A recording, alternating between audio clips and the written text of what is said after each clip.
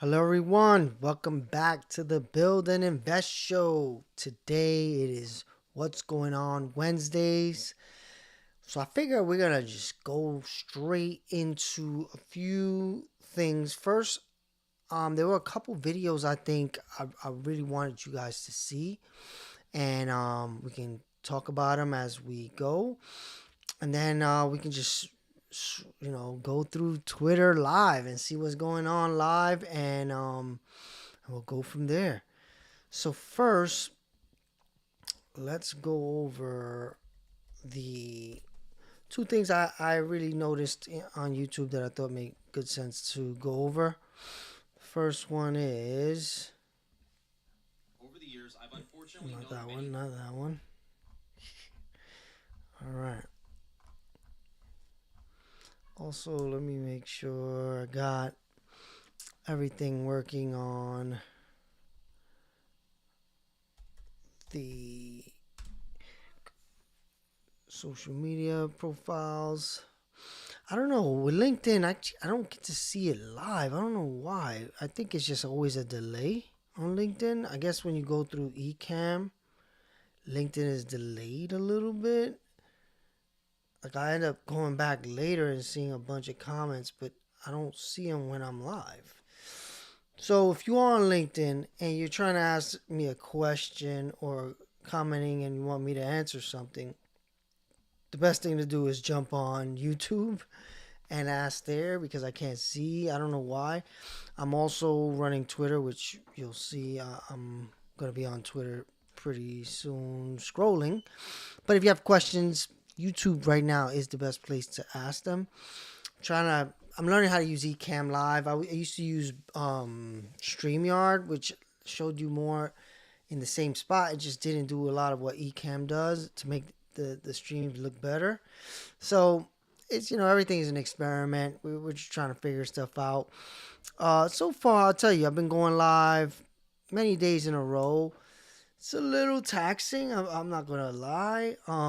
But trying to like figure out a cadence that I could continue with.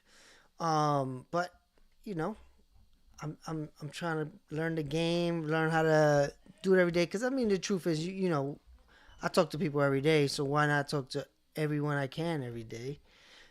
So as a a person that's telling you need to create content, part of the thing I'm starting to see is going live is it's tough, right? It's like you need kind of like a whole team around you to like create content. But that's luckily we got AI. I can have AI lean on some of that. But at the same time, the whole edited shorter videos. So I got the shorts being done by AI now, right? That's pretty good. Of course, I'm gonna make it better and better. These lives, AI can do this. AI can help me create the structure of what I'm gonna be talking about. And then this middle, which is long form videos that are edited. What I have it doing now is I have it working with me, and again, this is where using AI for leverage, to figure out what videos to create. And then what I think I'm gonna do is I'll do voiceovers first, right, of the video. This is if again, this is I'm making content for business owners, for creatives, investors, people looking for opportunity in AI. You can create AI voiceovers of yourself without speaking. But I think the process of learning how to speak a script is important for humans to learn. So I can do both, but I'm going to start doing the voiceover first, and then I'll find the areas that I want to be on camera. I'll shoot those areas because most of the videos are B roll anyway.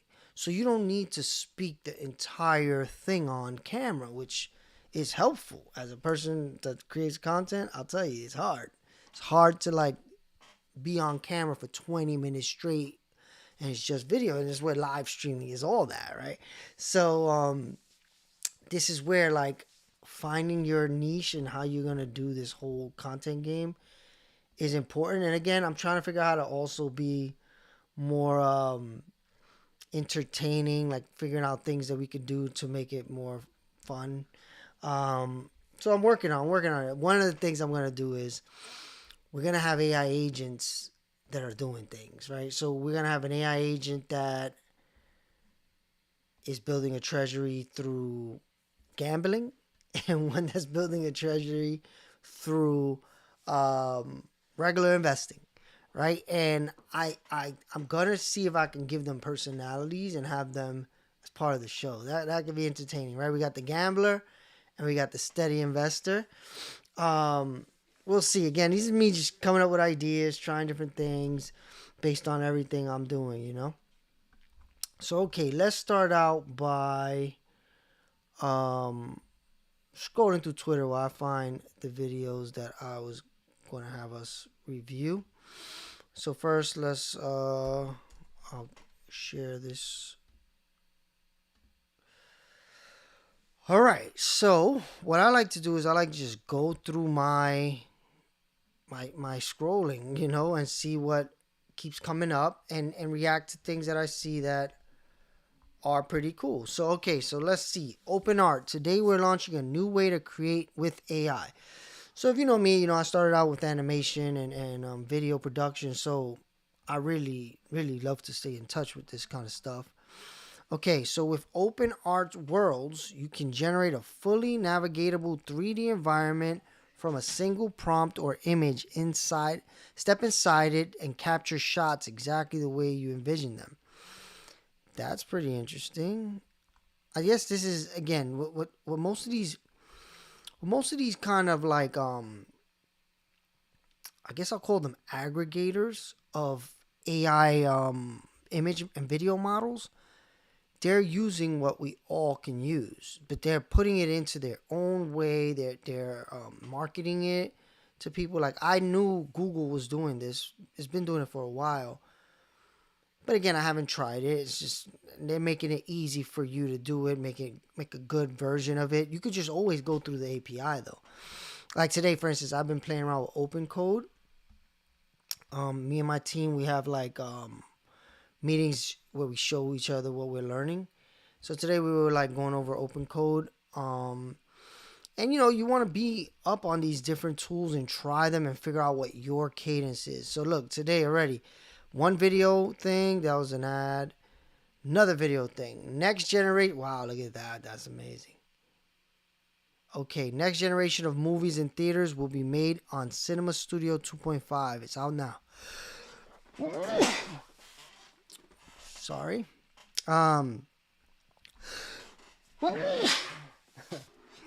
Sneezing live on camera. Okay, so world's favorite AI filmmaking studio just got its next upgrade, unmatched cinema quality pairing with native Soulcast. Pick your cast, actor, or generate one of from scratch. Lock in your location. Turn your keyframe into the next cinematic masterpiece. That's pretty cool. Like, I guess you not only pick the character, you pick the location. So, this is another thing I really want to get more into, the content creation video stuff. I was creating a lot of stuff for Stack. Wow, that's really cool. If you think about it, that's really cool, right? Like, we all can be movie makers right now. There's a cost to it, though. This is another thing I had all these services. And if you remember, I built Navo. And I've been using Navo amazingly. But I built Navo because I was paying for all these services. I was paying for Higgsfield. I never paid for OpenArt, but I was paying for Higgsfield, Kling, HeyGen, Midjourney, FreePic, a bunch of them. There's probably more than that. 11 Labs. Just a bunch of, $50 here, $70 there, $99 here, $20 there, $50. It adds up, and I wasn't creating enough. I was just playing around with them, learning. So then I told myself, look, okay, if you're going to use this stuff, start figuring out how to use it in a way that's going to benefit your companies. So I started to. And then what I realized very quickly is that I was going to have to spend a lot more money buying API credits from these companies, then just going directly to the companies. And I could build my own system like this. And yes, these people are probably doing a better job than I would, but I can get more for my dollar, and I can plan these same shots in a different way. So we're all going to be figuring out how we want to create our own stories. The same problem exists. The story. What is the story? We're all going to be able to create amazing images, video. What is the story? Just having a cool animation is not going to do it. But looks like today, there's a lot of stuff coming out in the visual AI stuff. All right, this is a big deal. White House just made crypto spending easier. Tax exemption for crypto payments. Is that true? This changes everything. Now buying coffee with Bitcoin is a tax. Now buying is a taxable event. It's been a taxable event. Every transaction, every purchase, every payment. Now buying coffee with Bitcoin is a taxable event. We always knew that, no? The White House just said, oh, that's about to end. Okay. So think about what this actually unlocks. Pay with crypto, no tax event. Spend your Bitcoin freely. Use stable coins like Cash. I mean, we'll see. I'll believe it when I see it. Of course, we see these I've been watching these everybody saying this is gonna pass, this is gonna pass. I don't really know, but let me ask. Okay, so I'm gonna give this to ChatGPT and ask if it's true. Right? So this is how you stay in the know and make sure you're not just passing along wrong information. So let's see. Okay.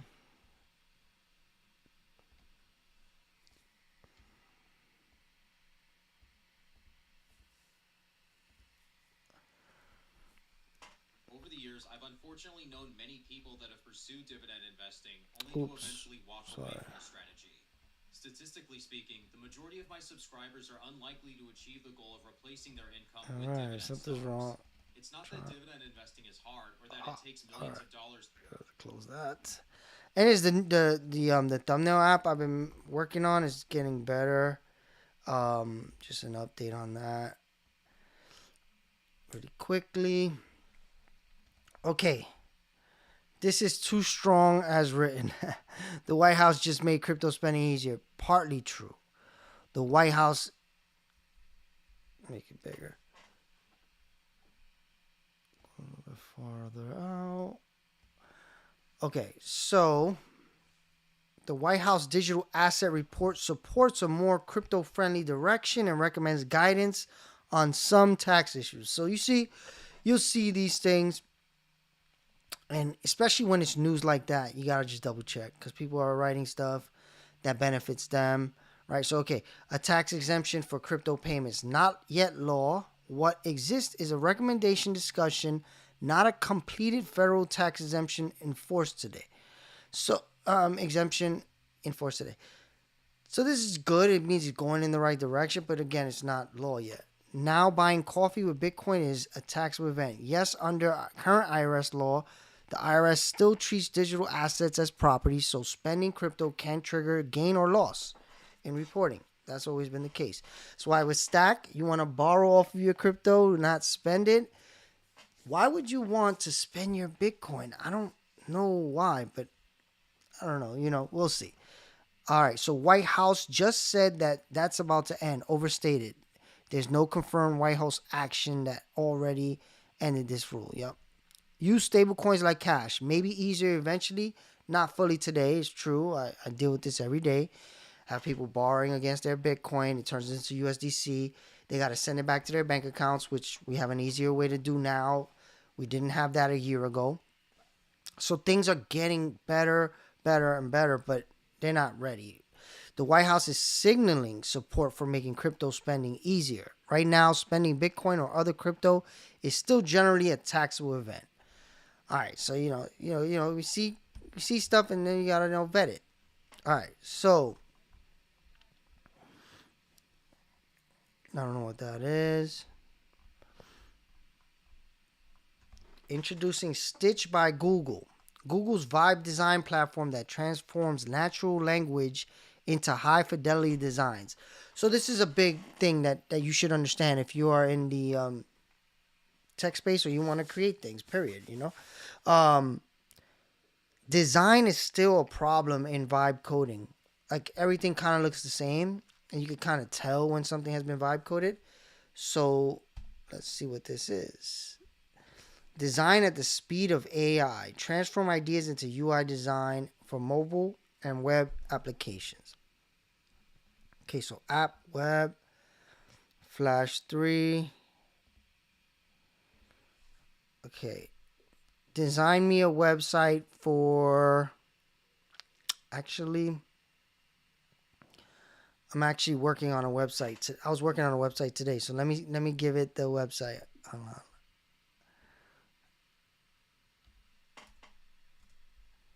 For a company helping electricians use AI. Let's see. So I was building that today. Indoor plant care. Oh, so now it's going to make me do it here. Let's see. I might actually use this. Let's see how good it looks. So again, while we wait, let's do this. Let's keep going. Okay. Create with Smart Design Agent. Describe new business concept or app vision and see it takes shape on AI native canvas. Iterate quickly. Stitch screens. All right. Seems pretty cool. We're going to see how it really works. Do I need to do something? I'll start by creating a modern... Does this plan work for you? Yes. That sounds great. Go ahead. All right. So let's see what else we got.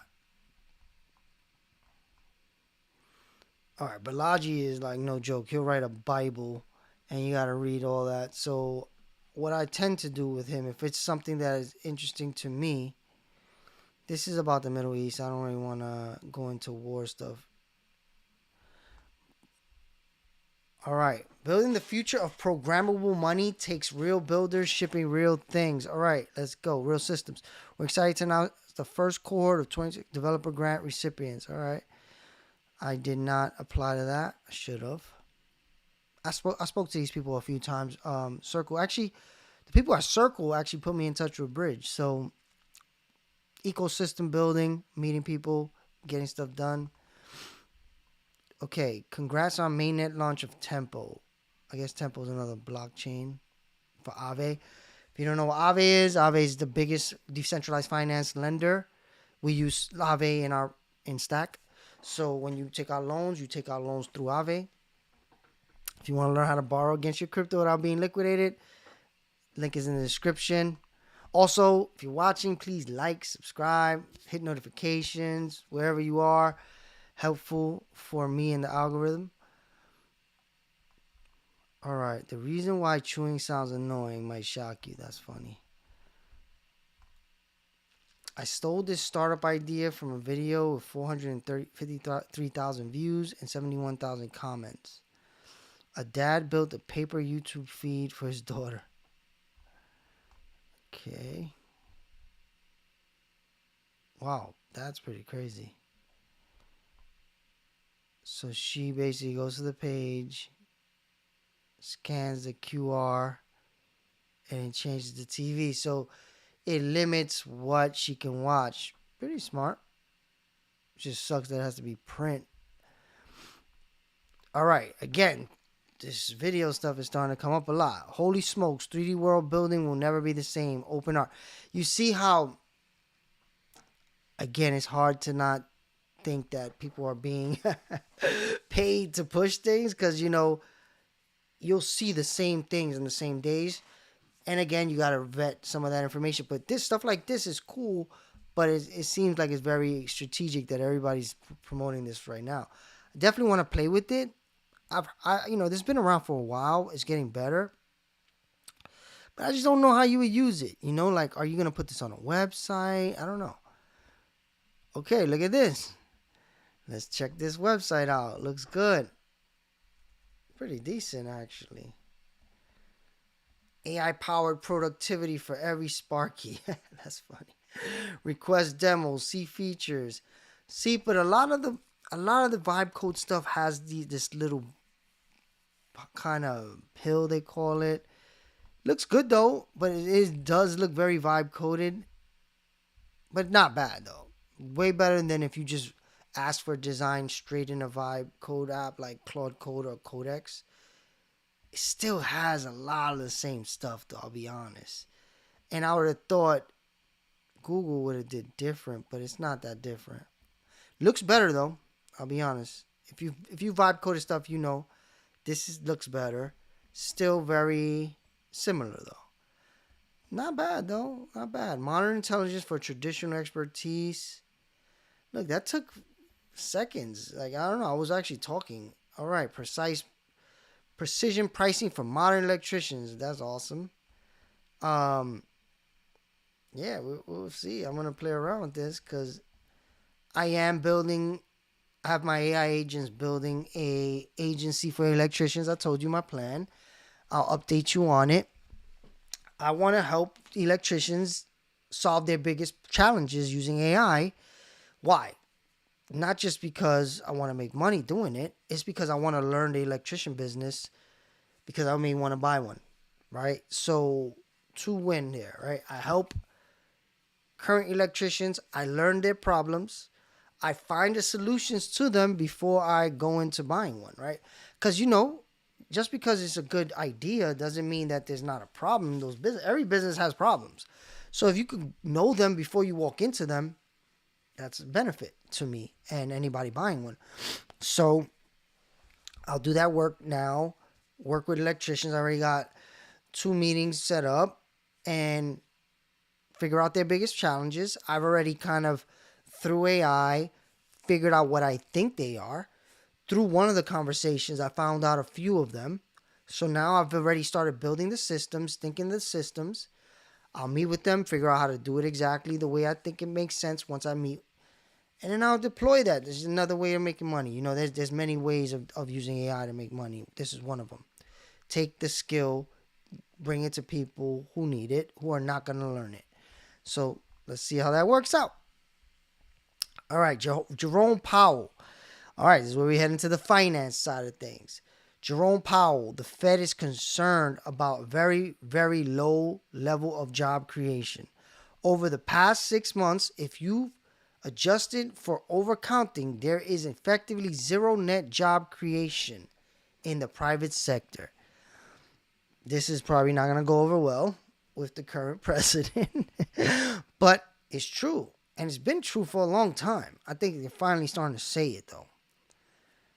And it might not just be in regular recession. It could be very well that we are heading into this AI apocalypse they've been talking about. I hope that's not true, but it definitely feels like it. I've been talking to people for years at this point. I have developer friends that haven't been able to find jobs for years. Project management friends who haven't been able to find jobs for years. That is scary, And they had to change careers, Like if you are a career-long web developer, whatever, mobile can't be career. But yeah, you might. Mobile came out in 2008. It's a long time. People their whole career doing one thing, and now that's gone. I think I'm just less worried about things just disappearing because I've already went through that.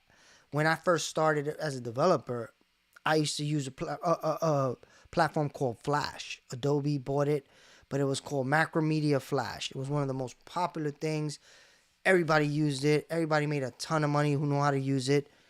And it disappeared. It went away. Gone. Nobody uses it anymore. And I saw that at the height of it. I was one of the best people. I was making good amount of money. And it went away like that. Like really fast. So I've went through this. But that was one thing in one industry. This looks like it could be across the board. Actually, let's see. WordPress is trending. Why? That's interesting. Because if you look at this is directly going after WordPress. This used to be a WordPress template you had to buy. You had to set up on WordPress. So let's see what WordPress is, what they're talking about. The parasite continues to eat the host. The cancer is trying to spread. We've acquired WPacklist packages. If you are a composer to if you use Composer to manage WordPress plugin, okay, so basically they bought something. This doesn't talk about WordPress, does it? No, but Claude is definitely affecting WordPress. All right, so wait, we'll go back. So let's go back to this jobs problem. I don't know, what to. Definitely gonna share this because it's financial data, right? Let's see actually what he says. The thing that I think a good number of people on the committee are concerned about is just the very, very low level of job creation. If you adjust what has been the trend job creation over the past, let's say, 6 months, if you adjust that for what we think, our staff thinks, is the overstatement due to overcounting, effectively there's zero net job creation in the private sector. The thing that I think he said overcounting. That's funny. What he means by that is they're lying about the jobs. Okay, that's a joke, probably. Replit, 20,000 up for grabs, 4 weeks, 4 winners. We're launching the Agent for Content Challenge. All right. Build something, film it, post it. That's it. All right, let's see. Make a video about it. $20,000, 4 weeks, 4 winners. Are you in? We built Agent 4. Now it's your turn to build something. Show us what you can actually do with it. Not just by building something, by telling a story. Build something real. Make a video about it. Then post it. That's the challenge. Be weird, ambitious, creative, unique. Surprise us. Challenge starts March 18th. Your move. Today's March 18th. But you see, tell the story. This is going to become one of the biggest skill sets to have, like storytelling in general. And you can see everybody wants a good story. So what are they saying? Post it. Build something, tell a good story, and post it. Why? Basically creating advertising for Replit, right? And if Replit likes it, they'll give you money. I doubt they're giving $20,000 to everybody. They probably give 4 weeks, 4 winners, so they're giving $5,000 each. So again, this might be the way you make money in the future. You find things like this, you put in your idea, and hopefully you win. Most people will not win those, so there needs to be some type of universal basic income. All right, love the behind the scenes. I watched this, I didn't really understand it, but like the main concept, of course, I understand. Most people are NPCs, meaning non-playable characters, and in this new world, you can't be a non-playable character. So what that means is in video games, most people are not doing anything, right? The main character is trying to do something. Most people, you go to the same place, they're there, non-playable character. You don't want to be one of those in this world. All right. I know Silicon Valley startups don't want to hear this, but the combination of someone in the trades with deep domain expertise in Claude will run circles around your generic software. It's true. It is true. To use Claude Code. All right, so thanks for doing this, Corey. I'm excited to have this conversation. Yeah, likewise. I've been talking to a lot of people in the trades, and obviously I spent a lot of time in the flooring industry. And online, I hear a lot of people say, well, do you expect someone in the trades to use Claude Code? And my answer is always yes. And if they're not doing it today, they definitely will in 6 or 12 months. But I think a lot of people are doing it today. And you reached out to say that you were. And you inspired me after our first conversation to kind of tell your story. So if you don't mind, can you do like a quick intro on your background, how you got into Claude? And you mentioned you were doing some Excel work and realized like you don't really want to do it in Excel anymore. So give some background on yourself and kind of how you found yourself in the world of Claude.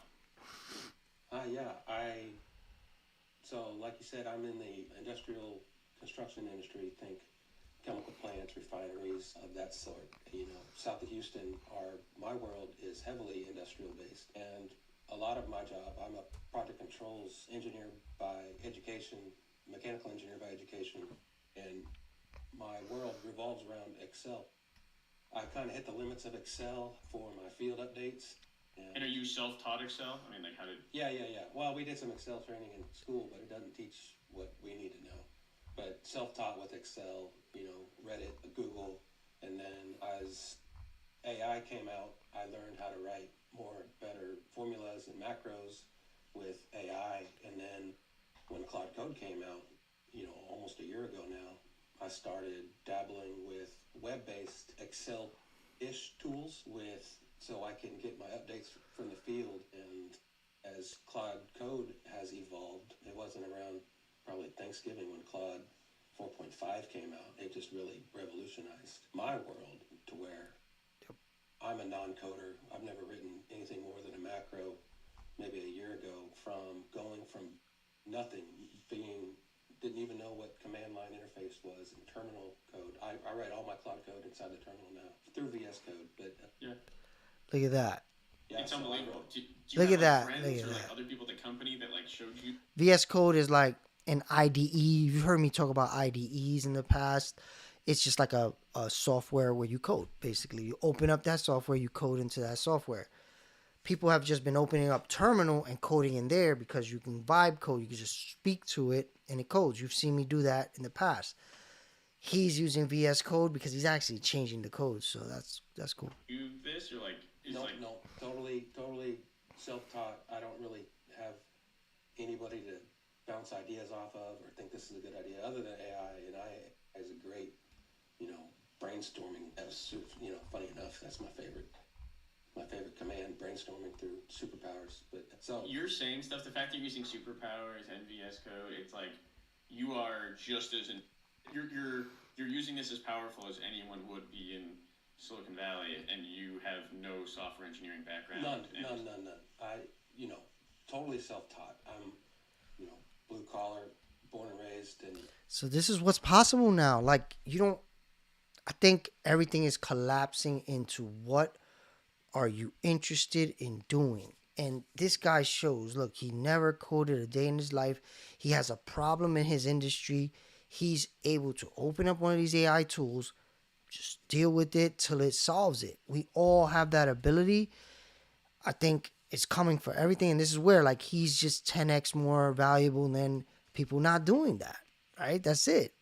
He just decided to deal with the AI. And I really want to see how... I'm just an engineer by education, but I'm going to go further out. I'm not going to watch all 13 minutes. yeah, I got really, really good at Excel, but other than that, there's nothing, no IT background, none of that.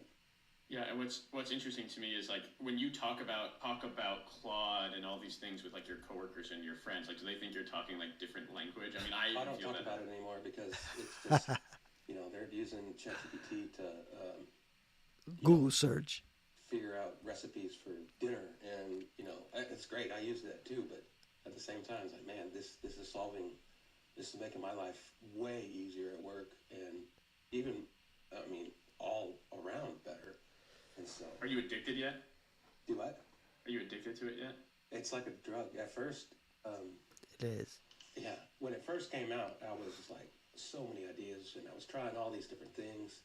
And then that kind of phase went away, and now I'm really focused on bringing the tools that I built to market now.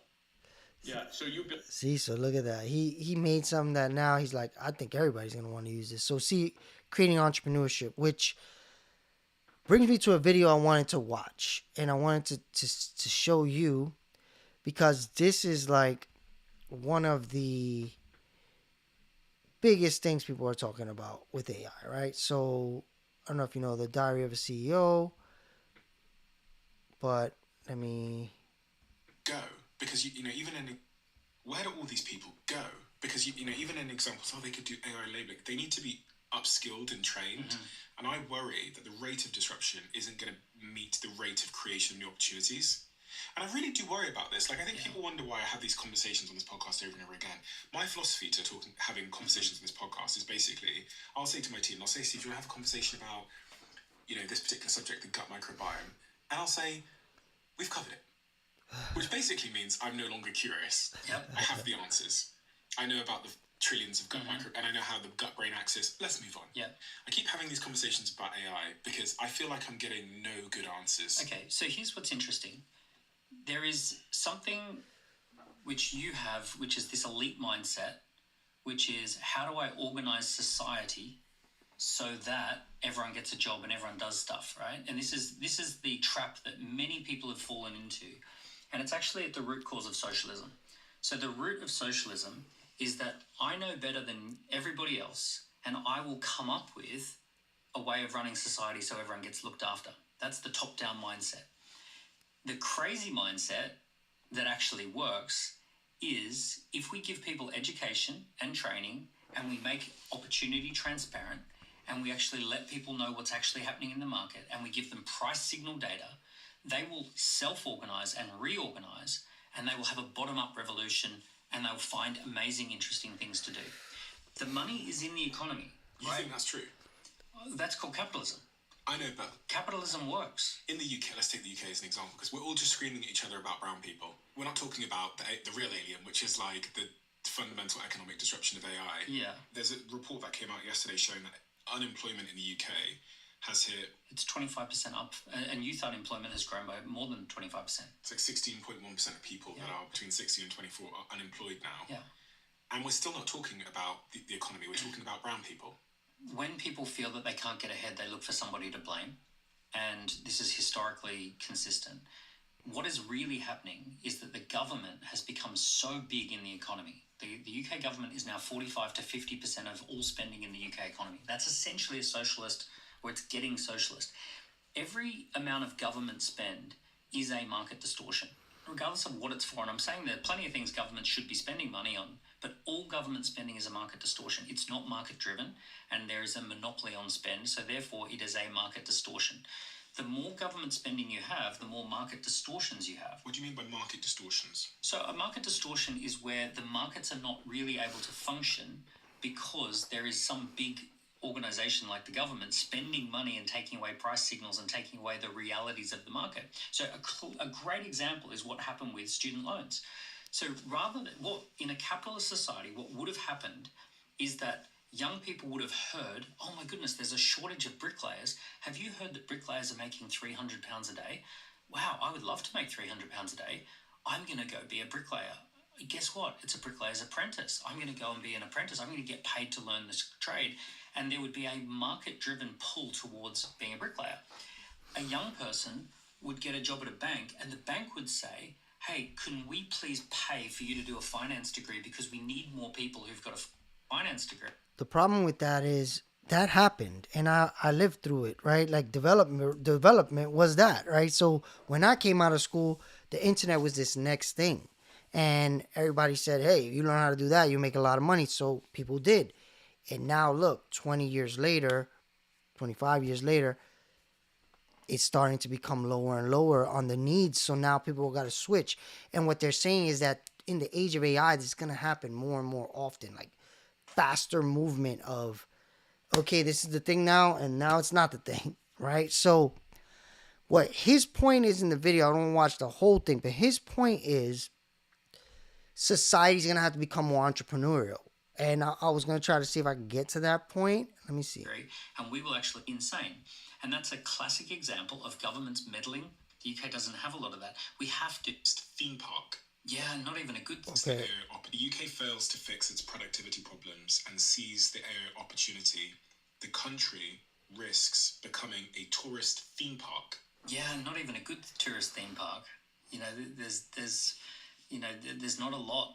You know, at least a lot of other countries have beaches and mountain ranges and ski resorts, and you know, the UK doesn't have a lot of that. We have to let markets function. The issue that we have, and this is actually a trap that you're falling into, is trying to figure out top down, how do we organize society, which is socialism, right? The top down approach of trying to fix this problem for everybody is the socialist mindset, and it doesn't work. If right? you were the Prime Minister, yeah, and you can see the future that's coming, yeah. What would you do? So the number one thing the UK needs to do is reduce government involvement, right? We need to get the government spending down less than 35%. Where'd you cut? Right? So the key thing that you need is that well, there's loads of places to cut, right? Like getting involved in trying to do wind farms and solar farms and Well, they just tried to do that in the United States. Elon Musk, the whole chainsaw thing, and they couldn't. They were like, "Oh, I'm gonna cut $1 trillion, whatever it was." They didn't, right? They basically saved very little money by cutting things people needed, and then they went to war. So, I don't really trust that. So let's see what else he got. all of this 40 billion and all this sort of stuff, preventing companies from accessing natural gas that is just sitting under our feet is a crazy thing to do. Spending 20 billion trying to give away one of our islands to someone is a crazy thing to do. There's all sorts of crazy things that the government is spending money on. Bureaucracy is a crazy spend. Do you know the Birmingham City Council, they wanted to migrate from SAP to Oracle? And from a CRM system with SAP to a CRM system with Oracle, a software system, right? So they wanted to migrate from one software system to another software system.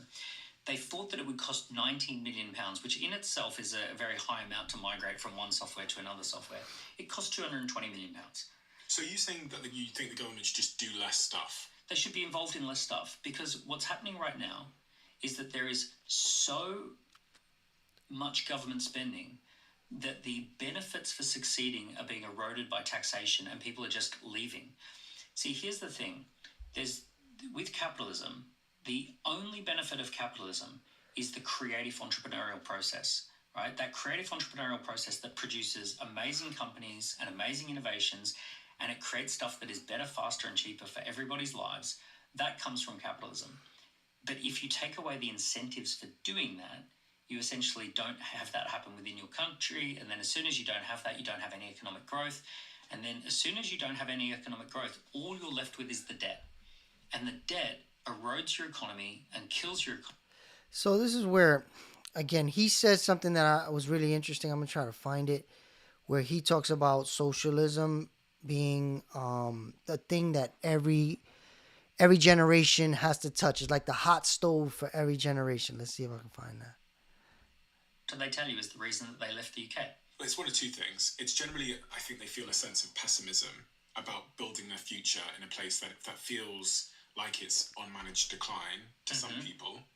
And then the other cohort will say tax reasons. High taxes, and it just feels like you can't get ahead. And also the third I'd say is they think that talent is elsewhere. So they think they have a better chance of getting capital and talent employees if they move to America or Dubai or whatever else. Yep. And if you go to Dubai, low taxes. And if you go to America, lower taxes, more opportunities.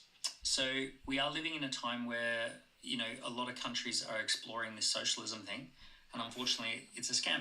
But even what's interesting is even your mindset is we need to fix this top down as opposed to fix it bottom up. With AI, we need to give people price data, price signals. What does that mean? It means that they need to be able to see what's happening in the economy. A young person needs to know that someone's making a lot of profit. They need to be able to see there is opportunities to do this, there's opportunities to do that. They need to also see, this is no longer an opportunity. The problem is, you already kind of saw this, right? Like, think about something like Uber, right? When Uber first came out, there was a lot of profit. People were doing it and making a lot of money. And then it was kind of subsidized by the venture capitalists, right? So that money they were making wasn't real that they could build a life off of. It was just a short amount of time where the money-making opportunity was great. And if you caught that, you made a lot of money. But what ends up happening is, over time, that went down and down and down all the way to what's happening right now, driverless cars, right?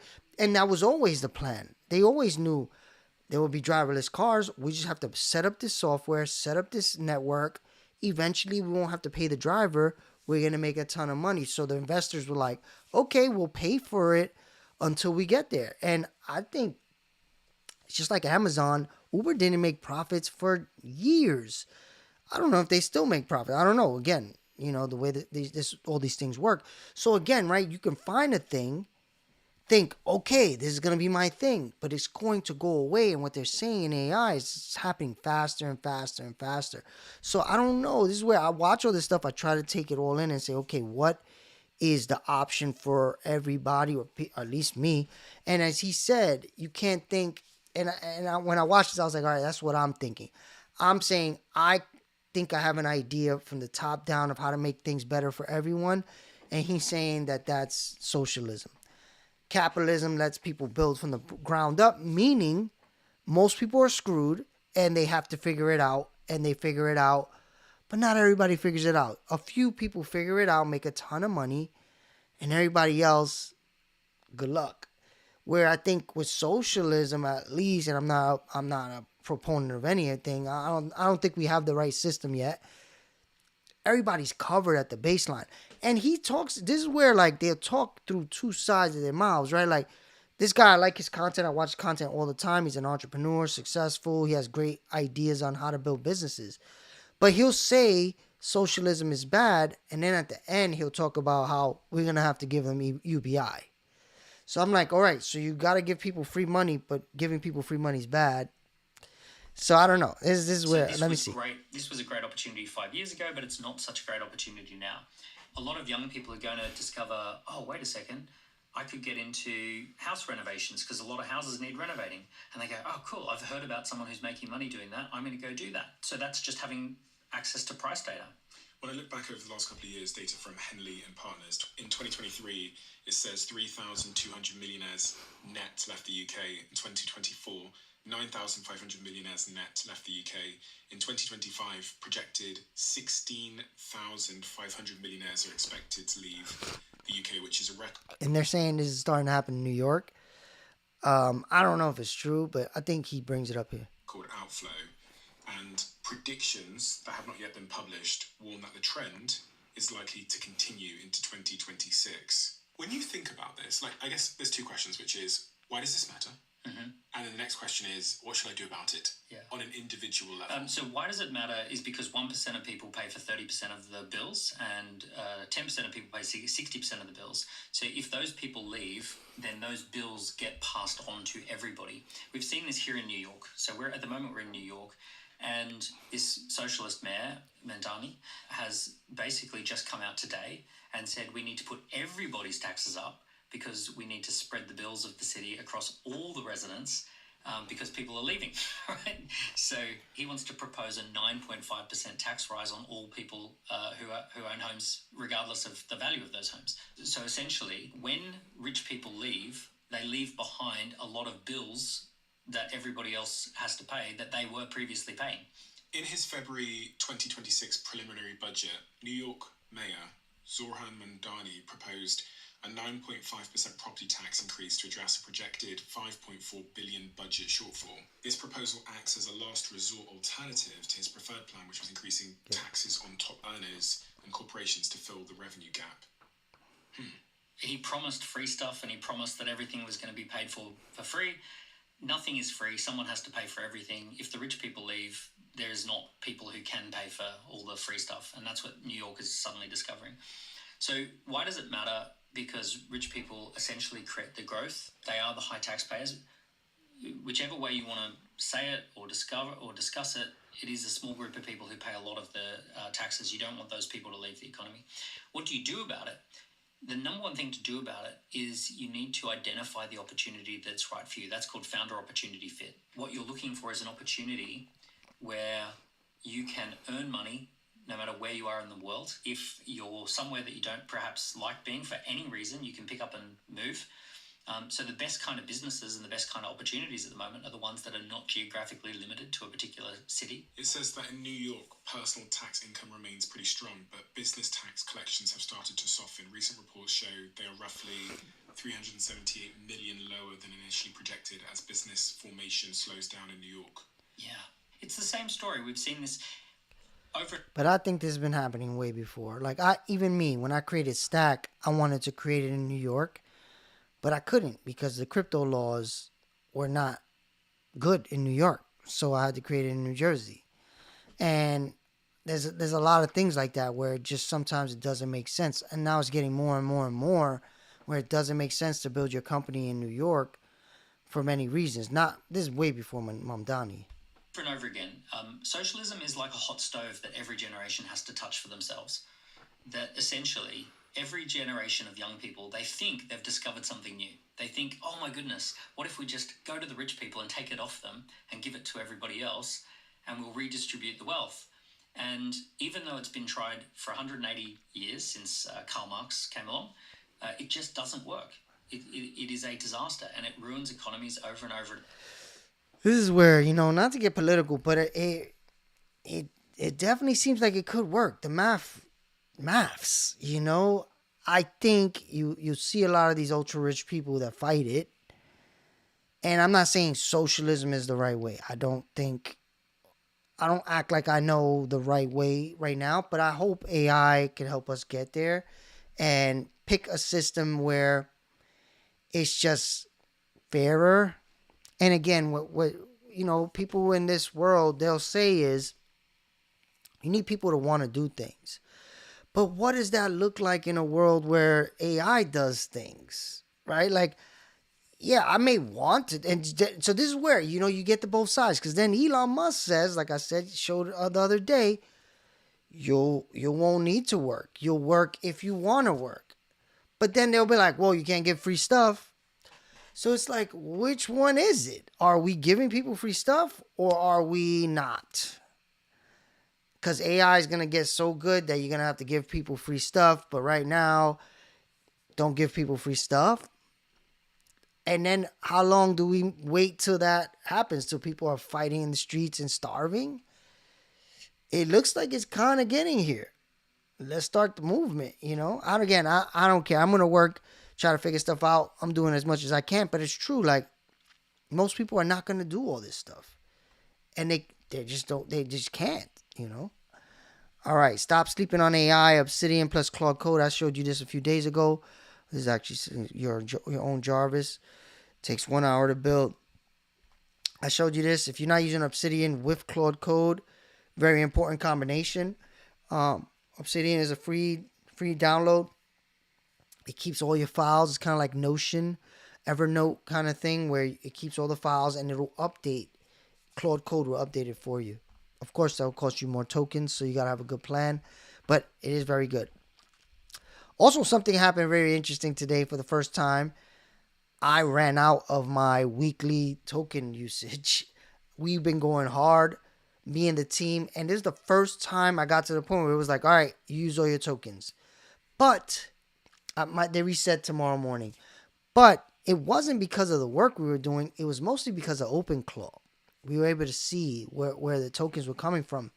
So this is where OpenClaw is very, very resource heavy. And before you run something like that, you better have the understanding of what you're going to do with it and how it's going to benefit you, because it's going to cost money. So just another thing you got to understand in this new world we live in. And this is where, like, again, money, people with money are going to be able to do more, right? So, like, right now I have this constraint. I could have paid more, but it resets tomorrow.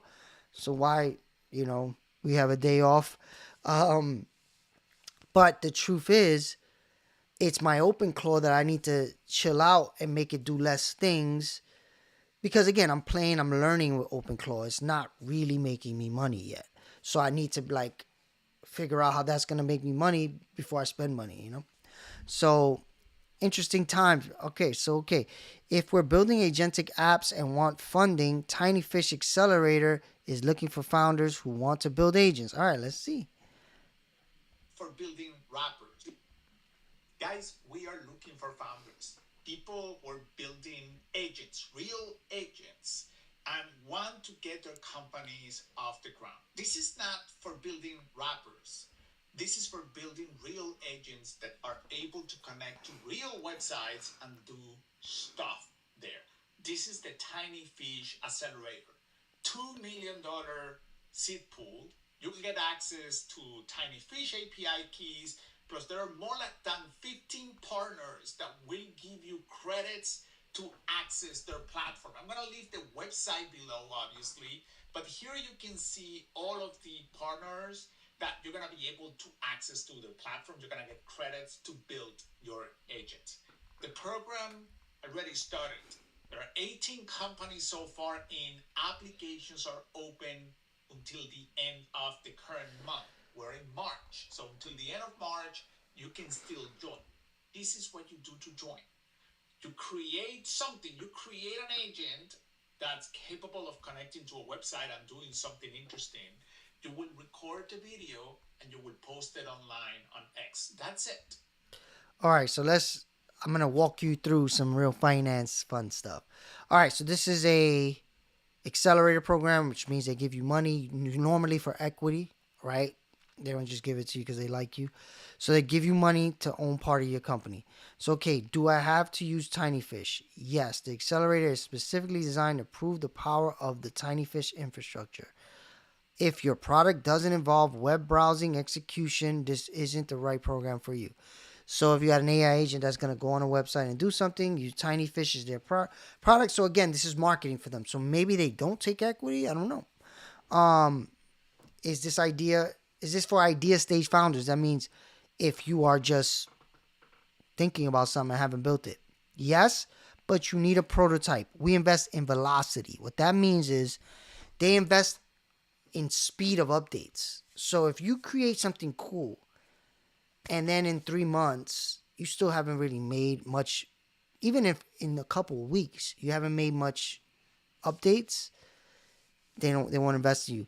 A lot of times these people, venture capitalists, investors, they'll watch you for a while to see your velocity. And if they don't see your velocity as fast, they're not going to invest in you. So before you go into this stuff, you got to get to your speed of iteration. And that's hard. It's hard. It's getting easier with AI though. You can iterate like 1,000 times a day now. But if you're not willing to like move fast, I wouldn't touch this stuff. Is the program remote? 100%. Private Discord. How much does it cost? Nothing. The program is completely free. That don't make sense though. And potential funding. Okay. So they just give you credits right now and they may not invest in you. They may invest in you. So you just get free credits, which is good. Credits is money. You know, like you got to pay for these credits versus getting it for free. Cool. What if I apply late in the application? You still get accepted. You can still get accepted. Can I apply as a team? Yes. But we primarily look at product and the velocity of execution. If you're a solo or a team, you need to demonstrate that you ship fast. Funding amounts vary based on utility, visibility. So if they fund you, it's like not guaranteed it's going to be a certain size check. They'll decide. Early stage technical products. Okay, see, so that's interesting. That's good information. If you're interested in that, I'll reshare it. You can go on my Miguel Sanchez World and check my my post. You'll get that. Facebook is launching the Creator Fast Track program that will pay creators between $1,000 and $3,000 per month. That's an opportunity right there. If you have 100K to 1 million followers, okay, most people are out. Start posting on Facebook. Again, you can get there. You know, it's hard, but you can get there. And this is, again, sadly, what I see is the top is just going to win. Like, again, if you were just starting, you don't got 100K. You know how hard it is to get 100K to 1 million followers? Very hard. So if you've already got there, you're at the top, and now you're about to benefit more from YouTube, from Facebook. I think Facebook will trickle down the way YouTube did. I think they all have to do that. Like right now, I'm streaming on YouTube and X and LinkedIn. Why? Because those places are where the money's made, right? Twitter, people talk on Twitter all day. A lot of venture capitalists, a lot of investors are there. YouTube is one of the best precision matching engines, AI engines that will show what you're creating to the target customer that you want. And LinkedIn is where all the job seekers, investors, and people with money are. So that's why I stream to those three. Facebook, I don't really put much on Facebook because it's just mostly people, you know. And I'm not saying that there's not high level people, but it's not a high percentage. And I haven't seen Facebook targeting unless you pay for ads. That's where Facebook, if you pay for ads, they'll target amazingly for you. But you got to pay. So this is where, again, opportunities are here. It's just, you got to start. You got to start creating content. Hopefully you get to this size and start making money on your content. All right, an honest comparison of MPP versus 402. I don't even know what MPP is. Open, optimized for Tempo. I guess this is a blockchain. Primary TypeScript. Use, okay, I don't know. 402 is an open neutral ecosystem standard. MPP is a specialized non-neutral suite with deep Stripe integration.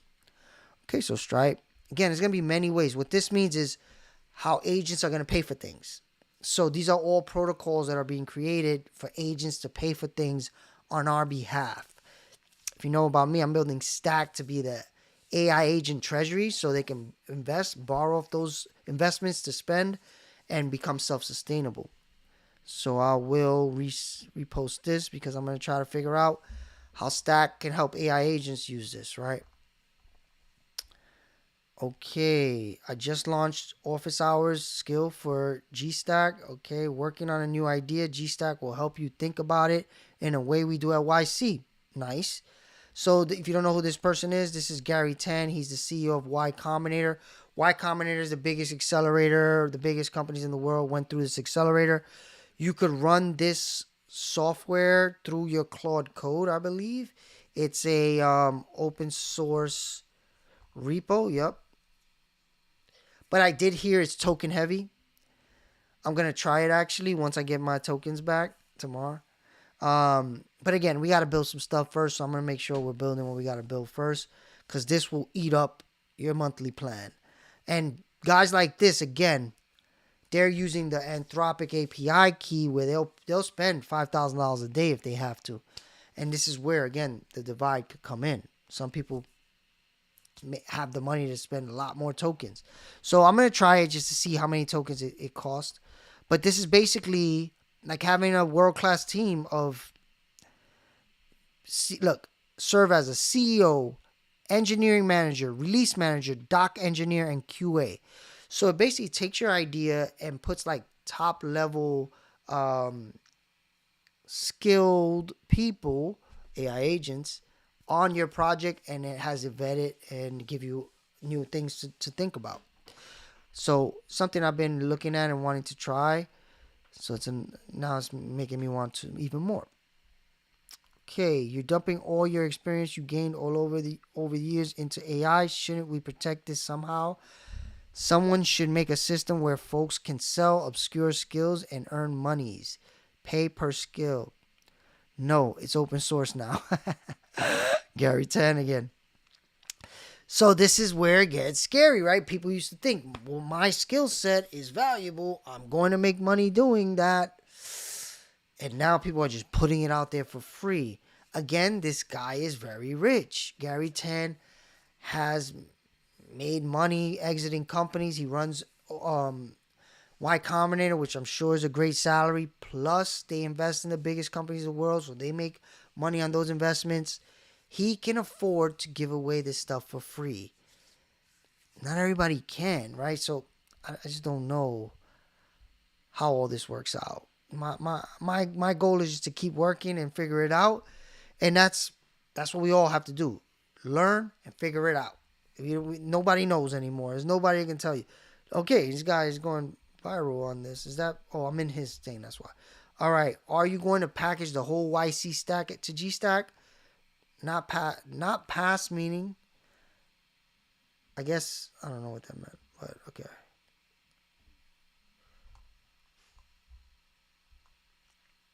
Introducing BlinkClaw. See, so a lot of people are creating their own versions of OpenClaw. Google Stitch versus Claude Code versus humans. Okay, so you saw I just used Google Stitch. Let's see. Google Stitch looks better. The humans is the best.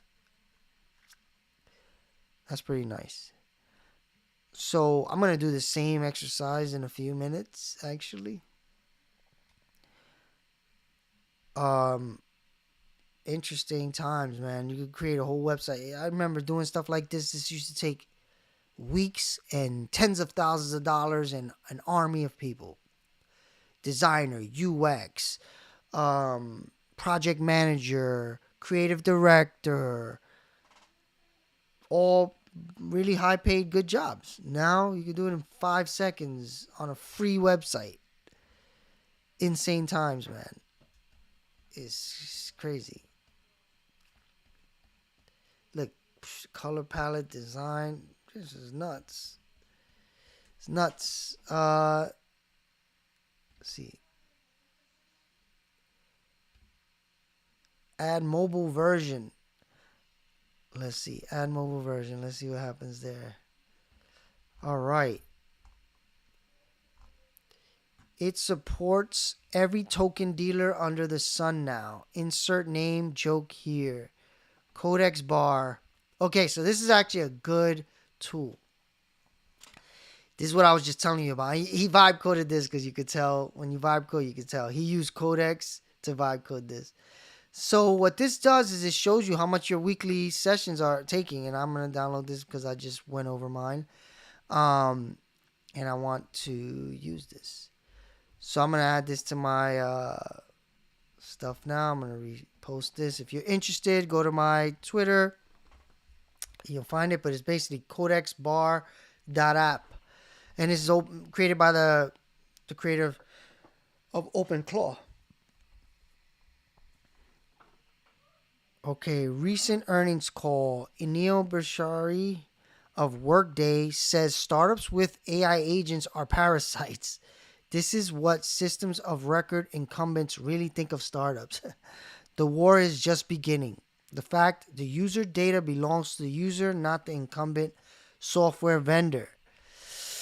So what he's saying here is there's going to be APIs that go into everything, and your moat is not just going to be keeping proprietary data in your system probably. It's going to be AI agents are going to go and do whatever they want. So he's saying like parasites will go into Workday, take their data out, and then they don't need Workday. Pretty sure that's what he means. All right, quietly rewiring the entire financial system. All right, let's see what he's about to say.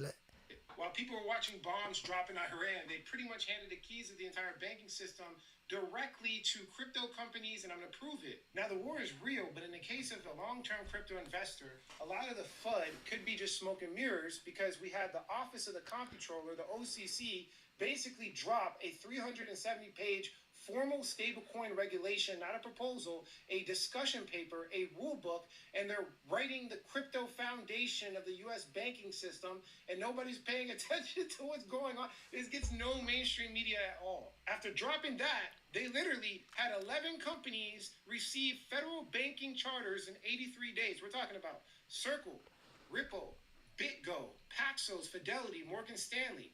And basically, a federal banking charter means you're a nationally recognized bank. You can operate in all 50 states under one set of rules. Now, that's cool because obviously having a lawyer for each state is crazy, and trying to run a crypto company, because that's what they used to do, that's great.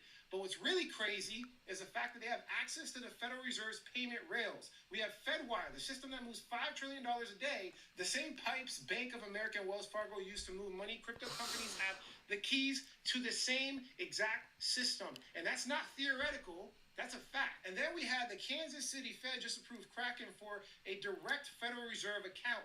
A crypto-native company born on the internet now plugged directly into the Federal Reserve. It was so disruptive that we had the American Bankers Association, which is 150 years old, write letters to regulators begging them to slow this down because they don't see what's happening. They're trying to protect their $500 billion in deposits walking out of the traditional banks and into stablecoins. Now, I think one of the reasons it's happening so fast because all of it feeds into the Genius Act. Every dollar that's created in a stablecoin has to be backed one-to-one with U.S. Treasury. So all that money actually enters into the system to buy back government debt. So obviously the government really wants this to happen. Tether's already holding, as we know, $141 billion in government bonds. We had standard. So think about that, right? Money inside a bank does do the same thing. They'll buy bonds, government bonds, and they give you the interest.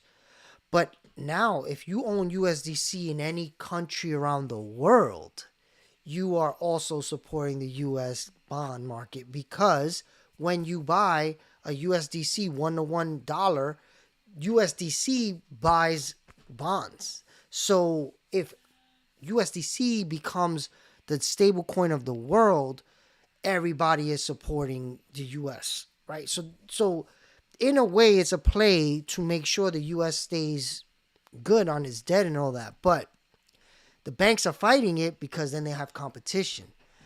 But around the world, you know, it makes more sense for this to happen in, you know, online and in crypto. Standard Chartered project that it's going to hit $2 trillion by 2028. That's $1 trillion in new treasury demand that didn't exist before through the stablecoin mechanism. And we also made a video that if it's marked as a deposit, the banks get to essentially fractionalize the stablecoins as well, which is a whole nother video. But I mean, they have so many more tools of control and wealth creation now that stablecoins exist. The U.S. Treasury Secretary projected 3.7 trillion flowing through this system. That's more debt absorbed than Japan and China combined. And there's no financial model that accounts for what happens when DeFi enters the loop. We have banking charters, Fed accounts, the law is signed, the infrastructure is running. This is the future of finance, like right now. And I'm telling you, nobody really, really gets it. Nobody understands anything I just said. Like, no one. Please explain it to somebody. I do. So I just explained it. Basically, the banks are now as out of luck, right? Because the truth is, they are a product that had a monopoly, and now they don't. So they're fighting to keep that monopoly. We talk about capitalism. I just spoke about capitalism. Oh, it should be a fair market, but not when the incumbent monopolies are about to lose, right? So this is where crypto, I've always thought, once I started seeing how this stuff worked, this is the future. Whether you deal with it now or you deal with it later, you will deal with it. It's just a matter of, do you get in when Bitcoin is 70,000 or do you get in when Bitcoin is 500,000? It's up to you. Or did you get in when Bitcoin was 10,000? Everybody will get in. It's just at what point do you get in? And again, if you want to buy Bitcoin in the best way to borrow off of it, Stackit.ai, link in the description. Again, if you're watching, anytime you watch, like, subscribe, hit notifications. We'll be back tomorrow. Actually, tomorrow I have a live with the community. If you want to be part of my free community where I help people take advantage of AI for finance, technology, and media, join the free community. Link is in the description. See you tomorrow.